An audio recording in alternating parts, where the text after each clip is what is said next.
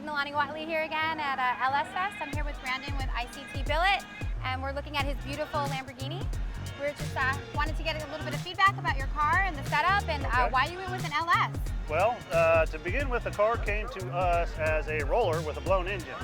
So we decided that it was a good time to make a very important decision. And obviously the LS is the right choice for many reasons. So that's what we did. We picked up LS3 from GM Performance Parts, prepped it for boost by gapping the rings, put a cam in it, did the normal, everyday things you do for boost, and went from there. Awesome. Now, what size turbo are you running on this? We're running 5862 Precisions. Okay. It's got the whole Precision suite, so wastegates, block valves, Good turbos, stuff. whole thing. Okay. Yeah.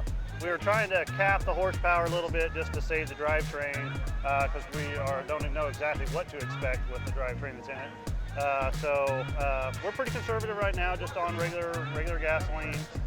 We'll experiment a little bit after the show and crank her up. Our main focus will be autocross and just kind of using it for, we're going to put air conditioning in the car. So awesome. we're trying to make it as factory as possible, just with, an LS. So we'll try to hit some autocross next year. Right now, we're probably about 675 because I got 6-pound springs in it and like I said, just pump gas. So we're real conservative. We built the car in 8 weeks. So wow. We just finished last week with everything back together after powder coat. So I've only got to do a preliminary tune on it. We're running a Haltech Nexus, the OEM Graziano gearbox in it.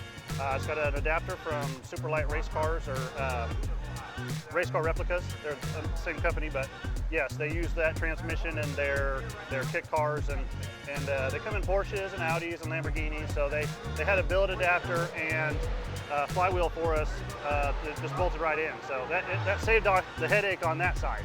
But we built all of our mounts, the accessory brackets, the whole 9 yards. Surprisingly, the car is incredibly smooth. It's a little bit rough in parking lots like a cammed V8 would be, because that's what it is. But it drives beautifully once you're up to speed. You don't even think about it once you're moving, realistically. It's smoother than a Camaro or Corvette, realistically.